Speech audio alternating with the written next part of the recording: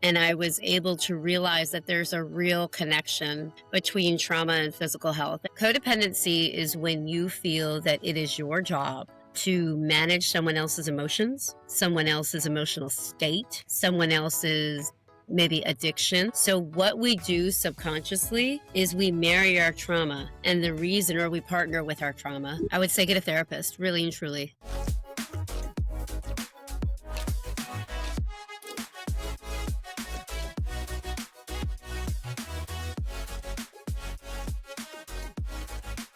Hello and welcome to another episode of Everyday Conversations, and I'm your host, Amin Mombani. If you haven't subscribed yet, go do that. New episodes dropping every week. When I asked today's guest to tell me how she got to where she is right now, she wrote something which I read approximately 3 to 4 times. She said, I grew up with trauma. I healed chronic fatigue with Reiki. Had children after being told I never would. Had neurodivergent children.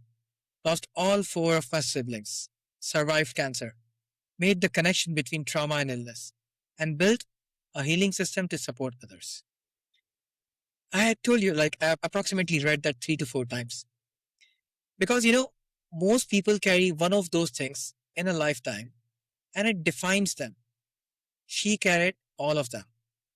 And what she built from it is not a story of survival. It is something rarer than that. It is a system. A real working tested framework for helping other people break the cycles they inherited from generations before them.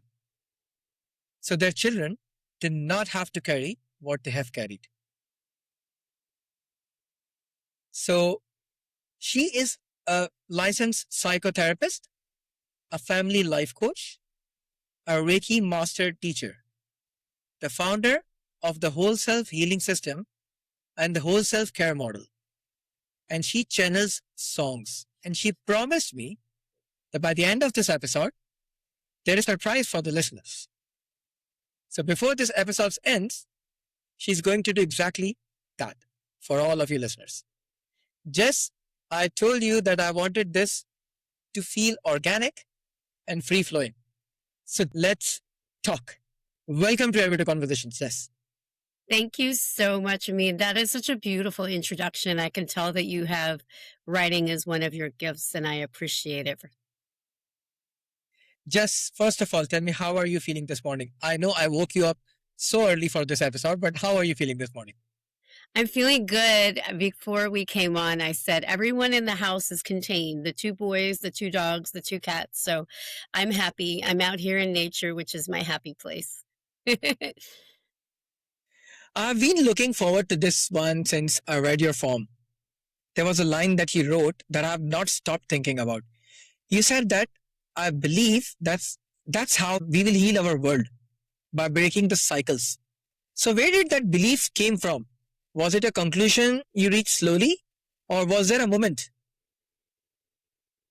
I think for me, when I was diagnosed with cancer and was able to heal from it and move through it, I was able to reflect on what sort of led up to that diagnosis. I was able to reflect on all the healing and trauma processing I'd done. And I was able to realize that there's a real connection between trauma and physical health. And we know this. The research tells us this. The studies on ACEs, which is adverse childhood experiences, tell us that adverse childhood experiences are connected to over 44 diseases, including cancer, heart disease, stroke, and of course, mental and emotional illness. So I think for me, I had to live it. I always tell people that I work with, I'm a very kinesthetic learner. I have to experience things hands-on to learn them. And boy, has my life given me opportunities to learn in a very visceral way.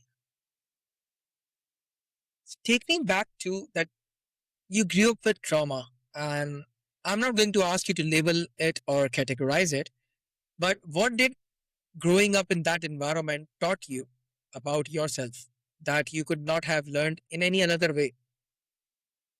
Yeah, and I don't mind speaking a little bit about it. So for me, I spent the first 5 months of my life in the NICU. I developed failure to thrive.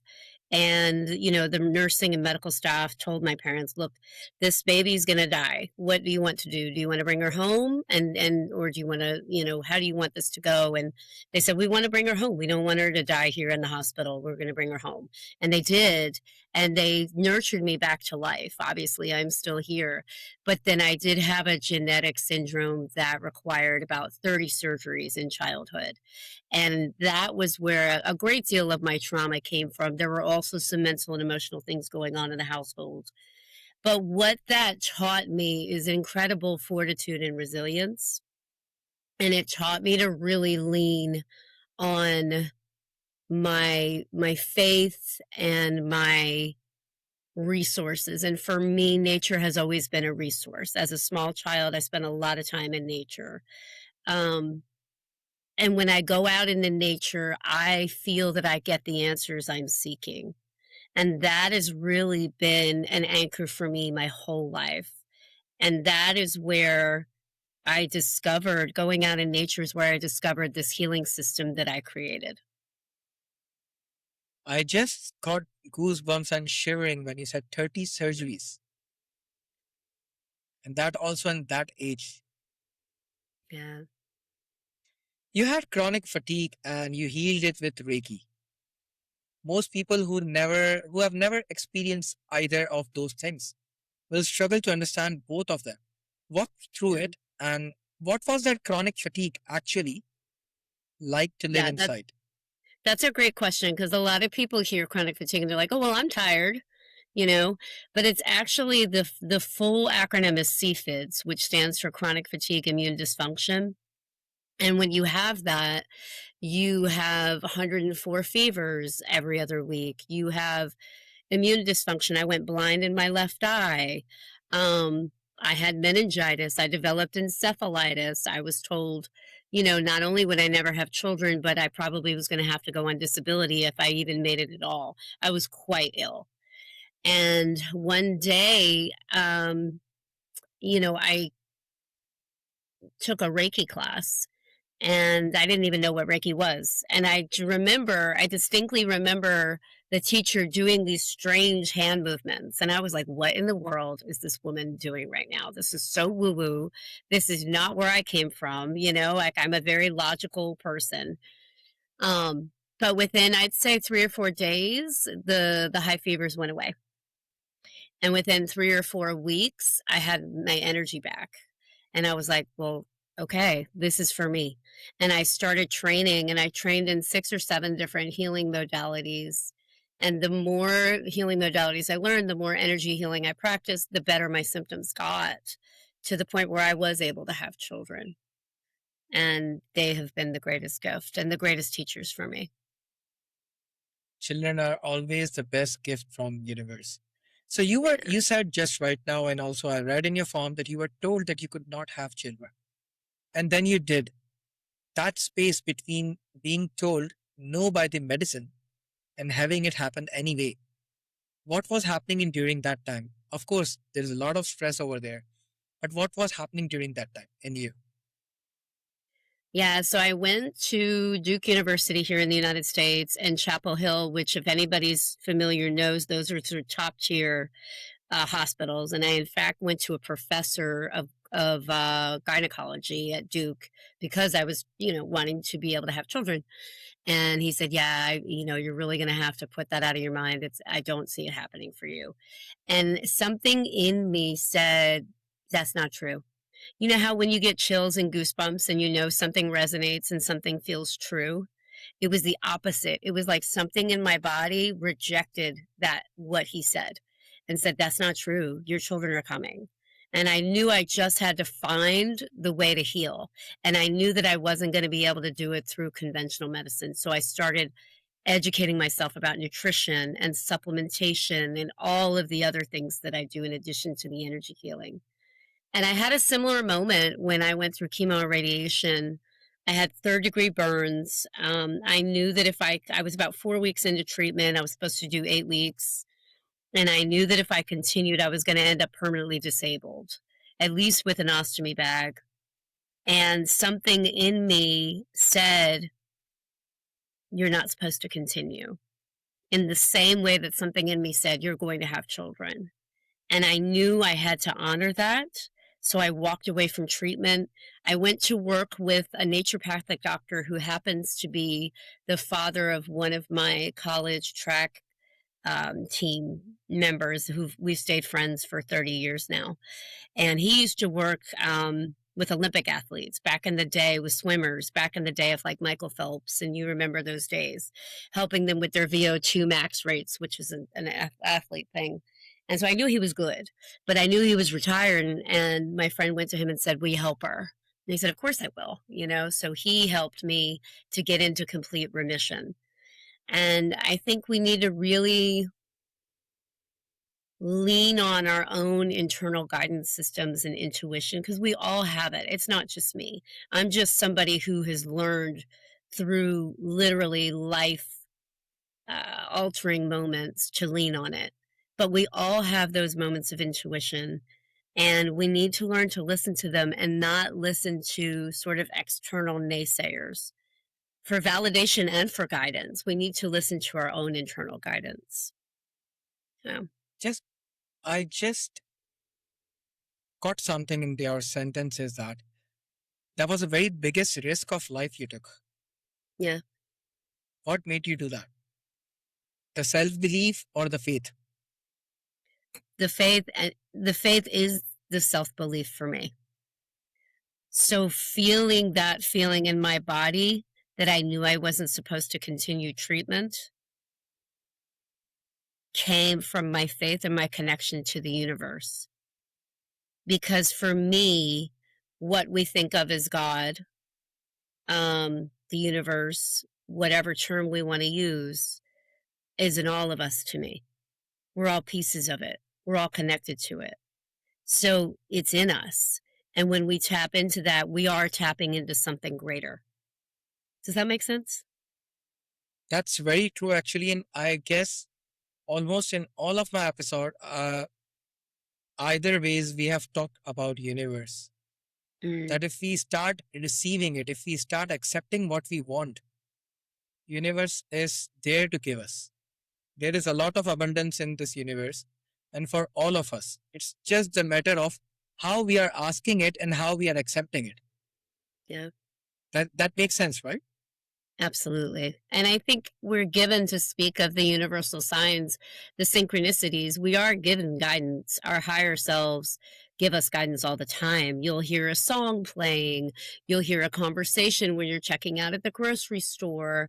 You'll see a message, at the gas station. You will get sort of the signs if you ask for them that you follow it. Somewhere, somehow, everywhere we are getting the signs. We just need to learn how to depict that into our acceptance. And I think so. If people think that doing a manifestation and affirming every day for 6 times, 3 times will lead us towards the abundance and we will get everything we want, it's not true. We have to open ourselves to accept everything, whatever we want. If we are accepting, if we are in the acceptance mode, I think that is the only way we can win with the universe. Oh my gosh, I love that you said that. Now I have chills. Yes, yes, yes, because people get sort of hooked onto this manifestation. And manifestation is in what I would call the fourth vibrational consciousness. So there's the 3D consciousness, which is what we've always lived in, like there's good and bad, there's wrong and right, there's, people have control over us. We are not in control of our destiny. And then in the fourth level consciousness, the fourth dimensional consciousness, you sort of start to learn that you are co-creating with the universe, but you can get stuck with the manifestation and still trying to control. When you get into the fifth dimensional consciousness, you realize that it's all about surrender.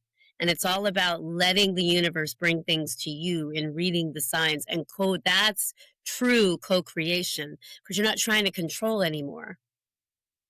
You're following. That's so true. That's Yeah. so true.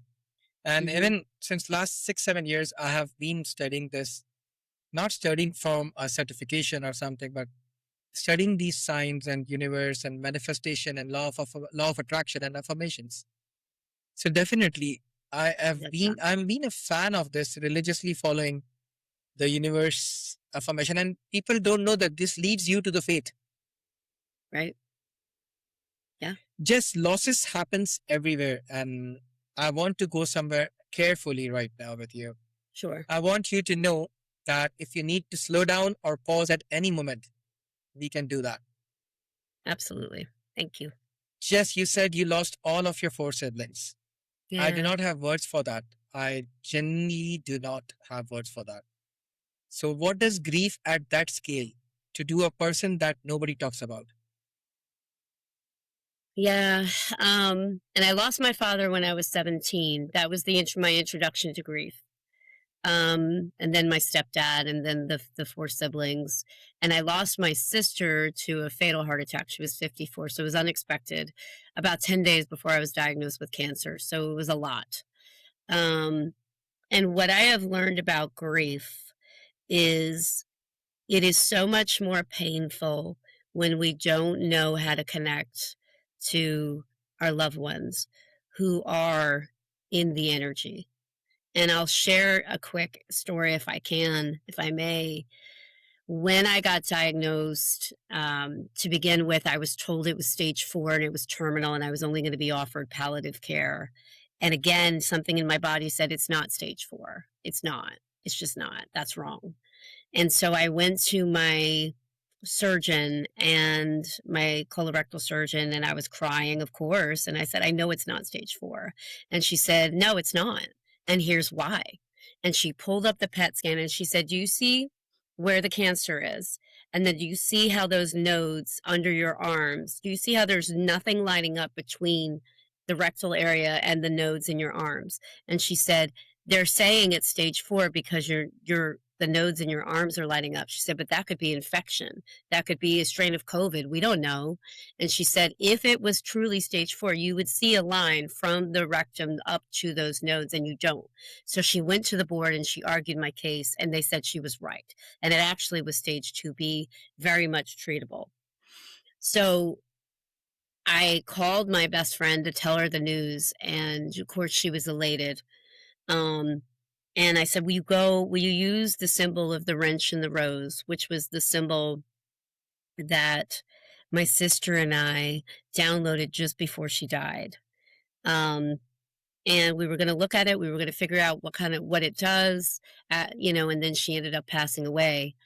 And my 2-year-old started bringing me wrenches from his father's toolbox. And I said, why are you bringing me these? And he says, Aunt Wawa, he called her Aunt Wawa because he couldn't say Laura, told me to bring them. And I was like, oh my gosh. And then people started sending me roses, literal roses, because my sister had died. And then my screensaver popped up and it was a rose all of a sudden. And I was like, oh, the wrench and the rose. So I told my son about it at the time. He was 8 years old. I said, can you draw this wrench and the rose symbol? Because he's quite gifted artistically. And he said, sure, mommy. So he drew it. And he put an infinity symbol in the middle of the rose, and he said, this represents that love has no beginning and no end, mommy. Send it to people who love you. They'll heal you. So I did.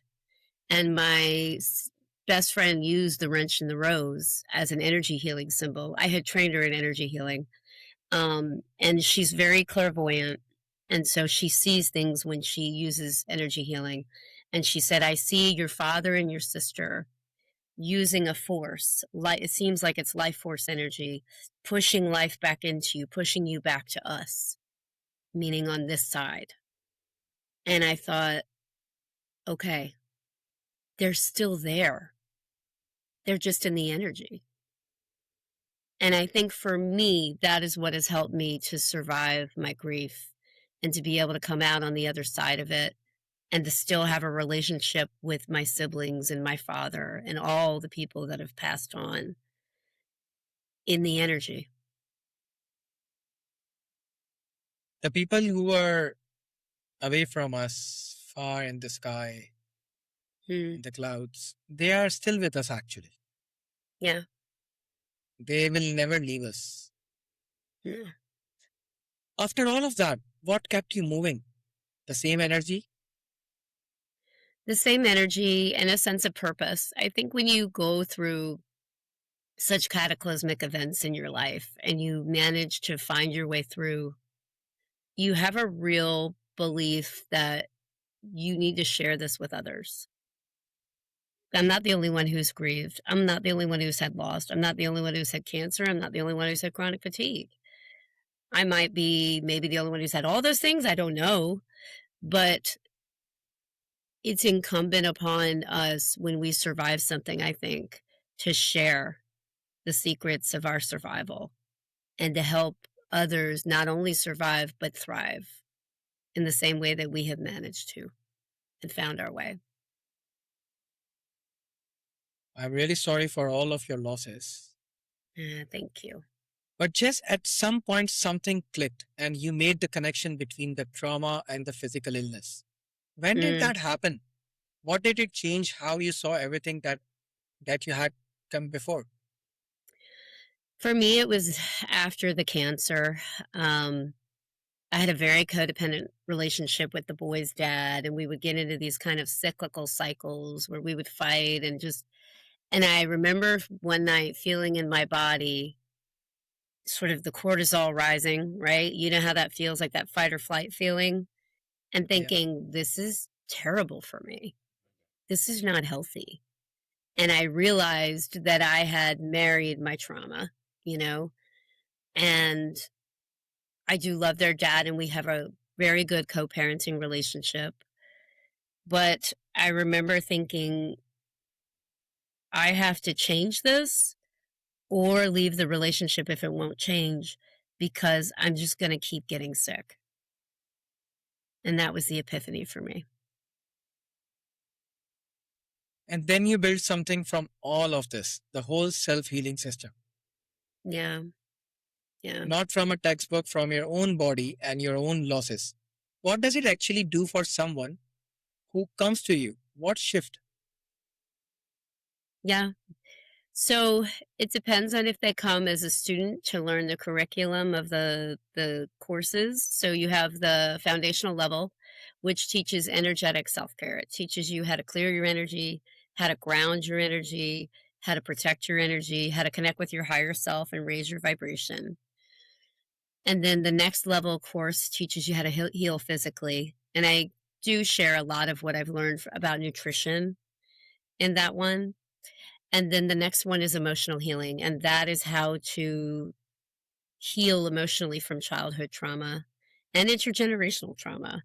And then the next one is the spiritual healing course, which is where I teach people how to heal from past life traumas, um, and how to heal at what we call the quantum level, which would mean in the what we call the Akashic records, where all the soul records are kept, and how to heal multiple lives at a time. But if I would just work with somebody as a client in a therapy session or healing session, then I would have them connect to their higher self, and I would guide them to get answers from their higher self and to receive healing from their own higher self so that when they leave the session, they already know how to connect to their own internal guidance system and they already know how to heal themselves. That's pretty amazing. And you blend psychotherapy with energy healing.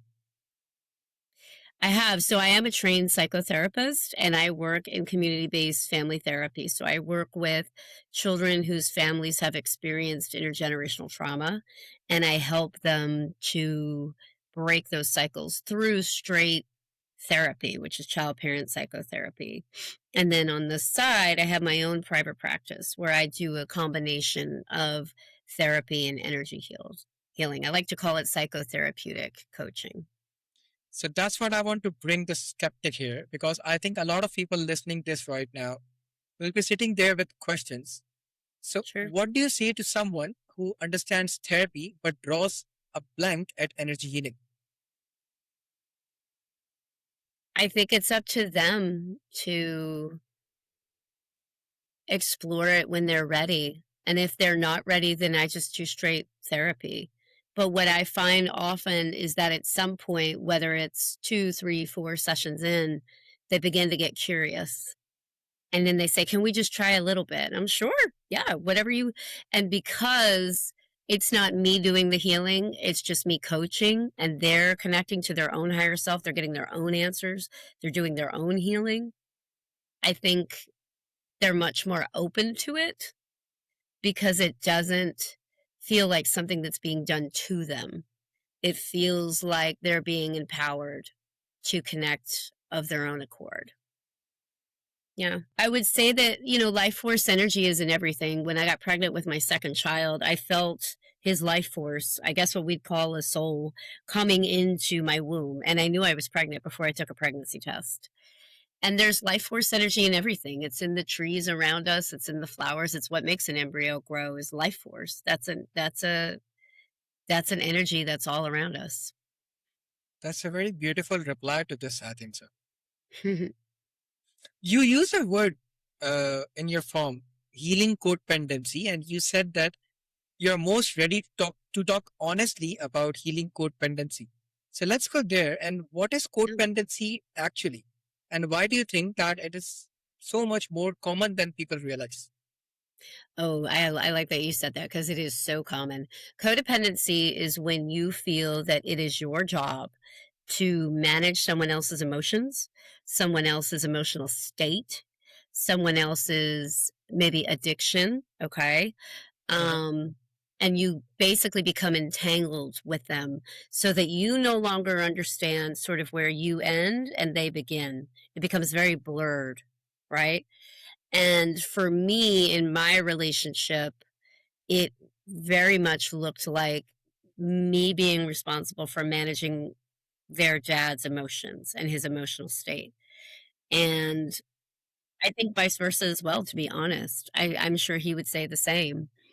And I think what teasing that out and me pulling back, and when he began to become dysregulated and I no longer jumped in to regulate him, I began to pull back, was when the relationship sort of started to slowly fall apart because I wasn't carrying that anymore for him, right? That's how you break codependency. And codependency can be very sneaky. You can think you're not codependent, that you're not in a codependent dynamic, and you completely are. And I think a good way to think about it is how much are you thinking about that person's emotional state, addiction, finances, wherever it shows up, right? That's codependence.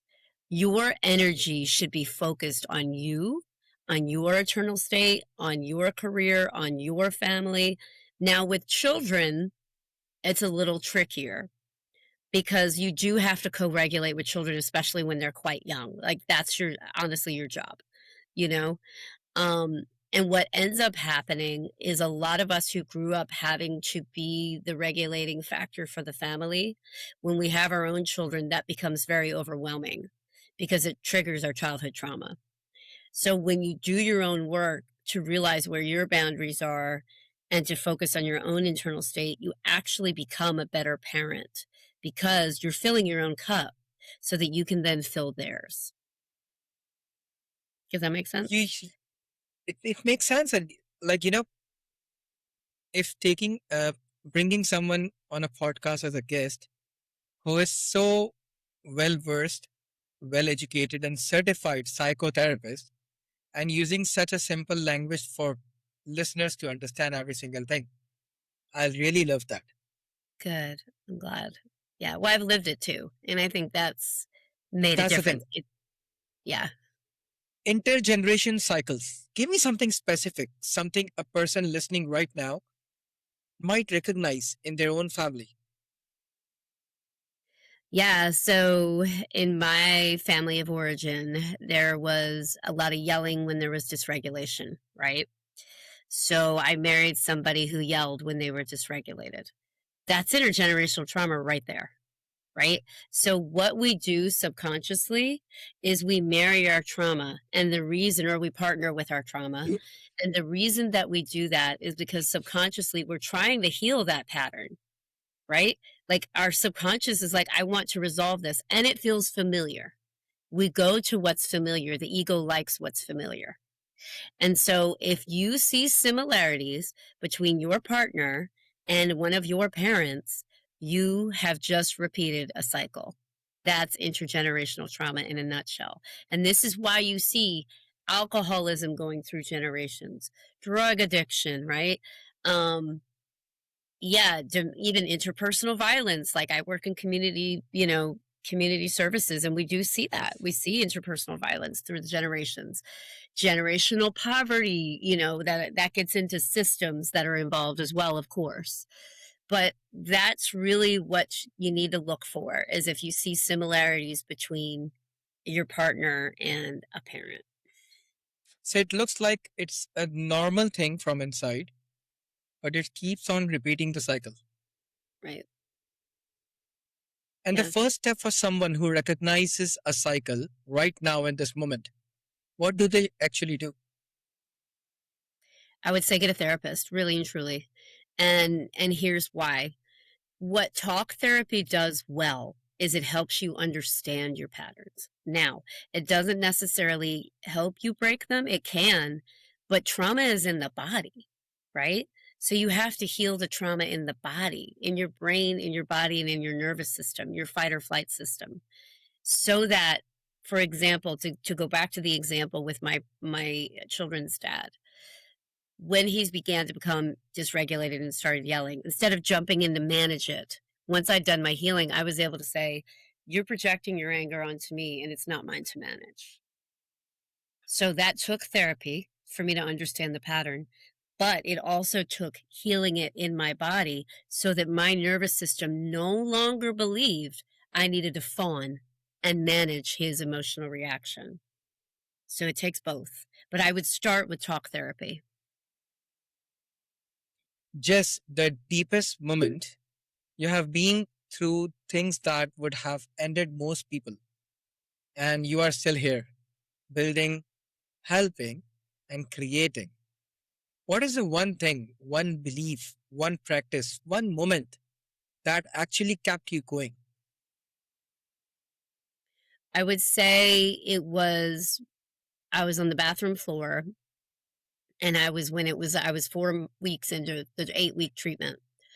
And I knew I couldn't continue, but everyone around me, I mean, everyone, my mother, my spouse, my friends, wanted me to continue treatment because they didn't want to lose me. I mean, they loved me, and I understand that. And I just said, like, I need to know what to do. Like, please send me a sign or something, like show me what to do. And all of a sudden I could hear the prayers that people were whispering for me, and I could feel the energy of the wrench and the rose being sent to me. And I saw my friend's father, who's a naturopathic doctor's face, and I knew that was what I needed to do. I knew that the healing and the prayers and the naturopathic medicine was what was going to get me to a cure. And I made the decision to walk away from conventional treatment. And I am not, certainly not saying everyone should do that. I'm using that as a crucible moment to say, when you feel absolutely stuck, absolutely trapped, and you don't know what to do, ask. Ask the universe or God or whatever you believe in, your higher self, for guidance, and you will be given the answers. Because at that point, your ego needs to take a back seat, because your ego is very fear based. Just apart from all this certification, just scripted the psychotherapist, the trauma healing person, the life cycle generation. Remove everything from your titles and everything. Who is Jess actually? If nothing, no, these titles are not there. So who is Jess actually? Yeah. I'm a mother. I'm a nature lover. Um, I'm a human being who walks on the earth, always connected to the energy. I have seen your work on Instagram. I followed you on Threads. You are into yoga and physical fitness education as well. Yeah. Why? You want to keep everything around you always? I think for me, so I ran track in middle school, high school, and college at the collegiate level. And for me, moving my body has always helped me to feel more grounded and in my body because I am somebody who's survived trauma. And as a child, the way I survived all those surgeries was to disassociate. I would leave my body, like just check out. You'll see it. It's a trauma response. You'll see people kind of glaze over. That's what they're doing. They're disassociating. So for me, the way that I stay in my body is by moving it and by getting it out in nature. And yoga is a part of that as well, because when I do yoga, yes, of course, it keeps me limber and it's good for the joints and all those things, but it's a way to combine physical movement with clearing my energy as well, because it does clear the chakras, yoga. Just one message for the listeners who doesn't know how to go for the universe signs or how to believe in those manifestations or affirmations or law of attraction. What would be a message for them? Ask your higher self and just trust that it's there to raise your vibration. Ask your higher self to show you the way. Ask from a very humble place. Ask. Yeah. And just one message for the listeners Yeah. to take away from this whole episode. Yeah. Just ask. Just ask and you will receive. Just, I need to bring something up that made me genuinely laugh from reading your form. You channel songs, you heal generation trauma, you survived cancer, you built an entire healing system from scratch. And you are not good at drawing. Yeah. Or you cannot draw, right? And you said that your son apparently is gifted at it. Yes. Tell me something dynamic in your house when he pulls out a sketchbook and if he asks you to draw something. Well, we kind of laugh about it because I am not very good at it. I will try, and then he'll say, "Let me show you how I would do it." And then he'll do it, and it's just beautiful creation. And I just marvel at him. And I'm at the point in my life now where I know what my gifts are, and I know what my strengths are, and I know what they're not. And I'm okay with that. But I celebrate other people's gifts. And I think that's what's so beautiful about this kaleidoscope of life is that here's my son whose paternal grandmother was an art professor and an artist, and he's grown up surrounded by her art on the walls. She's not here anymore, and stories about her. And he has inherited this beautiful gift from her. I mean, he designed my logo, you know, and I can marvel at that and really celebrate his gifts, right? Knowing that I don't have that talent, but how beautiful that he does. And I think we I can think look at everyone that way. Yeah. I think all of this in all of this, it matters also how you bring him up. That is the most important thing. What parents should do. Yeah. Jess, I think you are conducting sessions, seminars, and events as well Mhm. for your work. So if you want to say something on this podcast about your upcoming events. Yes, I have a group event and a foundations class, which is the introductory class to the healing system coming up in September. You can check that out on my website and enroll. If you do want to take the class, you can send me an email. My email's there. I'm sure you'll put it in the show notes, but it's Jess at jessicagammelbennett.com. I won't spell it for you. You can put it in the show notes because it's a I long know name. it's double M, double N, double T. Yes. And I gave my children their first names have double consonants as well. So it's a joke in our family. Wow. Jess, we talked about prior to our recording that I was waiting for this moment, the channeled song. And I've been Yes. thinking about it ever since that what it would be, how it would be. So I want to give you this space completely. Thank you. Yes, I don't. So just to give you an overview, I don't know what's going to come through. I don't plan it ahead of time. I just ask that a song come through that is helpful to whoever is listening. That's my intention. And often when I channel a song, I do see like a movie playing in my mind. And so when I'm done channeling the song, if you want me to sort of deconstruct what I saw, I can do that too, or not. Either way is fine. So I'm just going to You take a can moment do and it. I'm going to, Yeah, yeah, sure, and I'm going to sure. ask for the song to come in.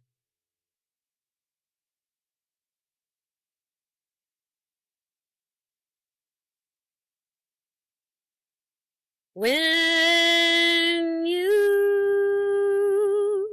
find yourself on the floor, crying more, there must be more.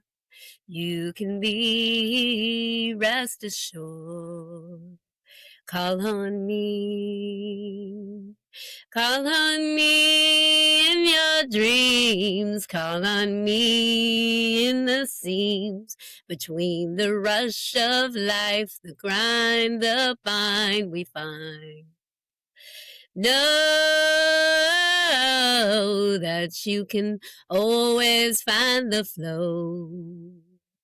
You just need to call on me, and I'll be there.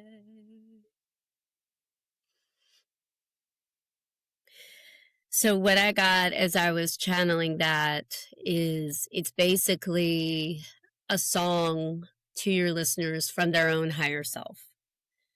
That Okay. when you feel lost, when you're on the floor, when there's nothing more, you just call on your higher self and you say, guide me, just show me what to do. And they'll get the guidance. Thank you, Jess. It was a wonderful song and a beautiful Yes. voice. I Oh, did thank not you. plan what I'm about to say, but I think that I can tell you after this conversation that this was the most honest conversation I had. Jess did not become who she is despite what happened to her. She became who she is because of what she chose to do with. And that distinction between what happens to us and what we build from it is the entire conversation. It is the entire show. It is the thing I keep coming back to no matter who sit across from me. You do not get to choose those cycles you are born into. You do not get to choose the losses. You do not get to choose what the doctor tells you about your own body. You have to listen to your own inner self, your own voice. But you get to choose what it becomes. Jess made that choice repeatedly, not once, several times, in the darkest possible circumstances. And the system she built, the healing she now offers to others, that is not just her recovery, this is her gift back to the world. All of Jess' websites, details, email address, contact details, and the upcoming seminars I'll be putting down in the show notes. So everyone can find, anyone wants to contact Jess, they can do it. Jess, thank you for the song. Thank you for going there with me. And thank you so much for everything for the listeners. Until next time, this has been Everyday Conversations. Thank you so much, Jess. You're welcome, Amin. It was really a wonderful conversation.